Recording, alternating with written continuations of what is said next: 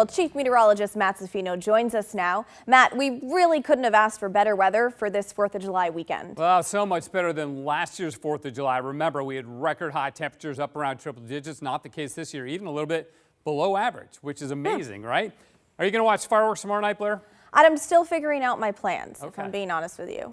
I would love to watch the fireworks, I'm yes. sure you'll come up with a good plan. But the forecast for the fireworks looks fantastic. I mean, it's going to clear out. We'll have some clouds earlier in the day, but look at these temperatures. 8 o'clock, 71, 9 o'clock, 68. Most of the fireworks in Portland go off around 9:30 or so, waiting for it to get dark. Sunset's like 9:03 tomorrow. So between the 9 and 10 o'clock hours, we'll be in the mid to upper 60s. I mean, just fantastic. As I mentioned, there'll be some clouds around tomorrow, especially early in the day, but then they clear out. We'll be mostly sunny on Saturday and Sunday, into the 80s by Sunday, and a little bit of a warm up next Monday and Tuesday, but nothing like what we had last week. So we're doing a lot better compared to this year. Want to talk about hurricanes? Please, yes. He wants to tell us something about hurricanes. Go for it. So this came up the other day, and it was interesting. It's like, why don't we get hurricanes here on the West Coast? Well, there was one just recently. In fact, this is the current imagery of Flossie. Hurricane Flossie used to be a hurricane, right? Great name, right? I love the list of hurricane names. I was working on that, didn't quite finish it, but I'll do that in another show for you because they're always, and by the way, there's no Hurricane Blair this year. Okay, fine. I'll let it slide. All right. I mean, there should be. I agree. There was a Barbara. That was the B name. There's no Hurricane Matthew either. There was a couple years ago on the east coast of Florida back in 2016. But this is all that's left of Flossie. It was at one time yesterday a major hurricane.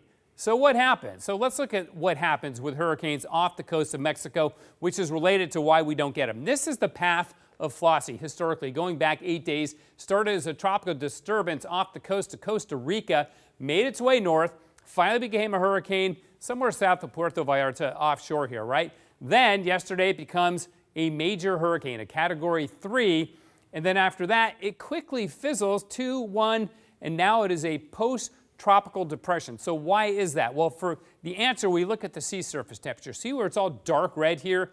This is where all the really warm water is, like bathtub water. 80, 85, even 90-degree water in some cases off the coast of southern Mexico and down towards Costa Rica and Panama, right? So let's zoom in on this a bit, and you can see what happens. You get all this really warm water by Zihuatanejo, down Puerto Escondido, and even up to Puerto Vallarta. But as you start getting up towards Baja, notice the colors cool into the 70s and even 60s off the coast of Baja.